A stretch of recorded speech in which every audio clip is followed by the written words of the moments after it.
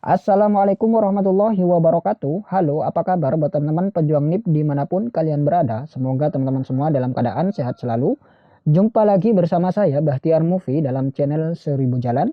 Dan sebelum lanjut ke pembahasan, seperti biasa kami ingatkan kembali buat teman-teman yang belum subscribe ke channel ini. Teman-teman subscribe terlebih dahulu dan tekan tombol loncengnya agar nantinya teman-teman selalu mendapat info-info terbaru seputar CPNS ini.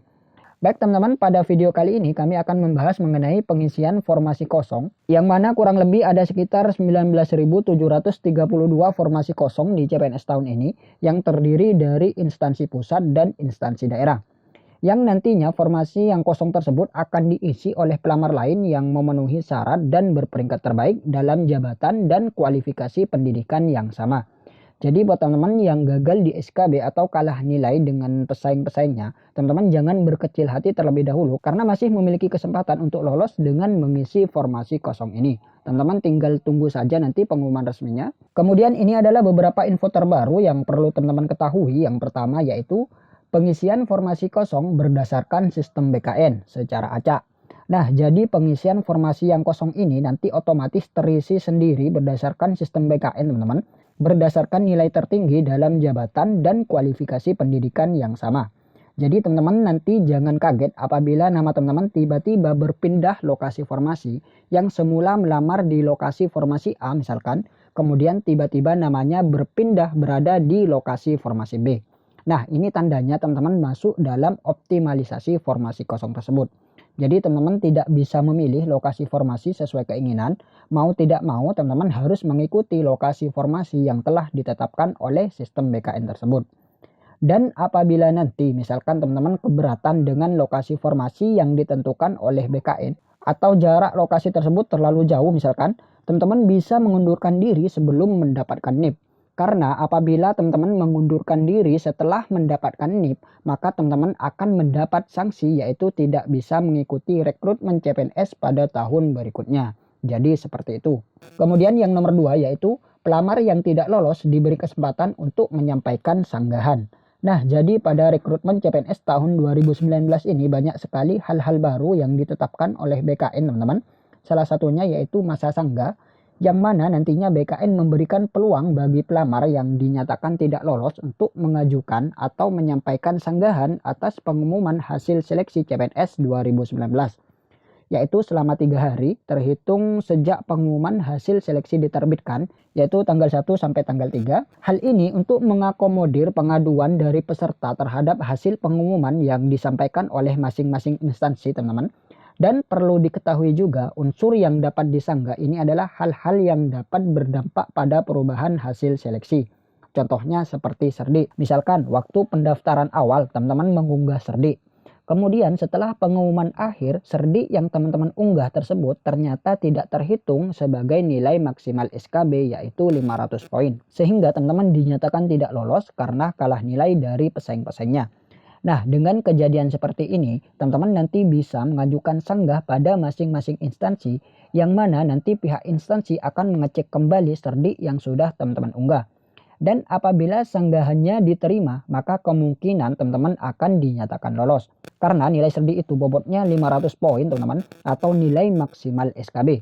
Jadi hal seperti ini berdampak pada perubahan hasil seleksi, teman-teman. Dan untuk mengajukan sanggahan tersebut, sistemnya kurang lebih sama dengan sanggahan waktu seleksi administrasi di awal, teman-teman, yaitu dengan login ke SSCN akun masing-masing. Kemudian yang nomor 3 yaitu optimalisasi formasi kosong berdasarkan nilai tertinggi dalam jabatan dan kualifikasi pendidikan yang sama, tanpa persetujuan dari masing-masing instansi.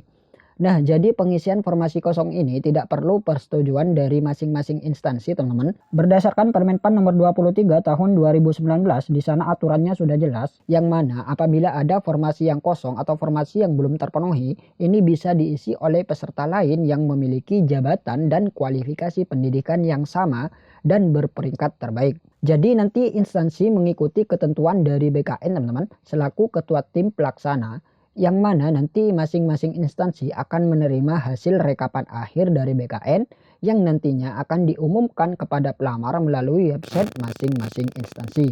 Jadi teman-teman tinggal tunggu saja pengumuman resminya nanti dan perbanyak berdoa juga agar nantinya teman-teman masuk dalam optimalisasi formasi kosong ini.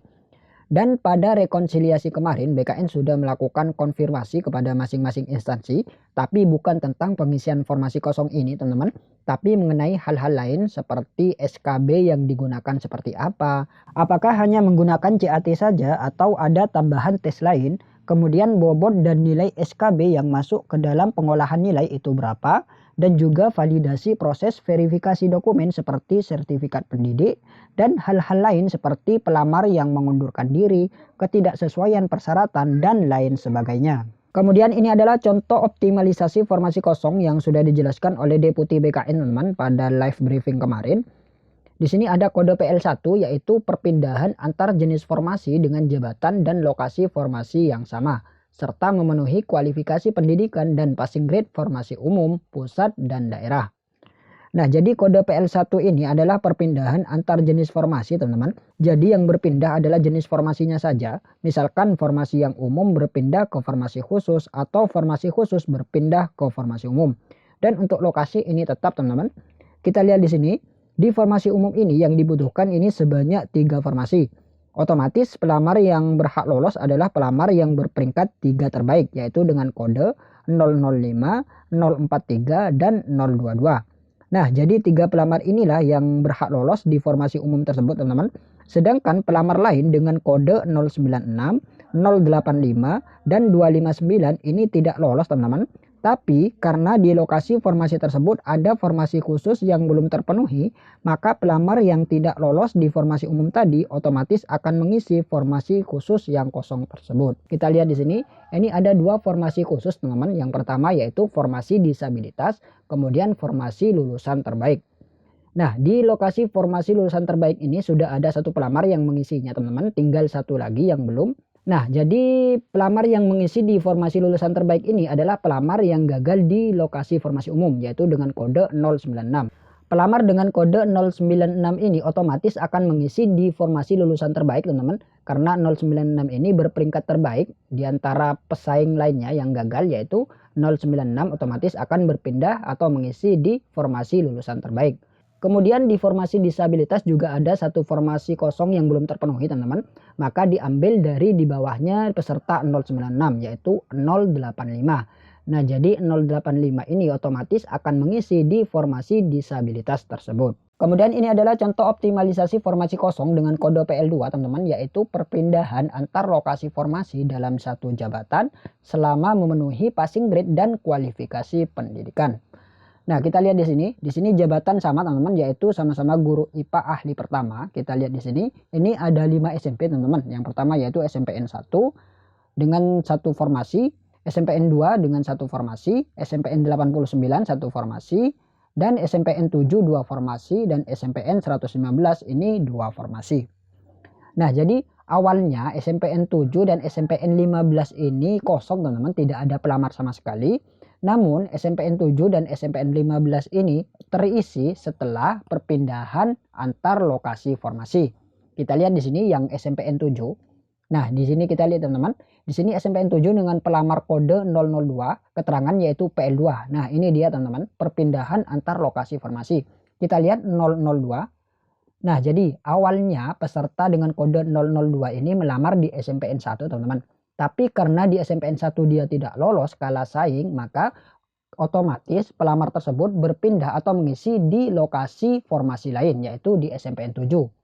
Kemudian pelamar dengan kode 023 juga sama, teman-teman. Dia awalnya tidak lolos juga, kita lihat di sini. Nah, ini dia, teman-teman. Pelamar 023 yaitu pertama melamar di SMPN 89. Karena dia tidak lolos, maka otomatis akan mengisi di formasi SMPN 7, yaitu di lokasi formasi SMPN 7. Jadi berpindah ke sini, teman-teman, dengan kode PL2, yaitu perpindahan antar lokasi formasi. Kemudian di SMPN 15 ini awalnya juga kosong, teman-teman, tidak ada pelamar. Kemudian diisi dengan pelamar lain yang gagal di SKB ini. Kita lihat di sini yang pertama dengan kode 011, kita lihat. Nah, ini dia, teman-teman. Awalnya pelamar ini melamar di SMPN 2, tapi karena gagal karena kalah saing maka otomatis 011 ini berpindah ke SMPN 115 dengan kode PL2, yaitu perpindahan antar lokasi informasi. Kemudian pelamar dengan kode 022 ini juga perpindahan teman-teman. Pertama 022 kita lihat di sini.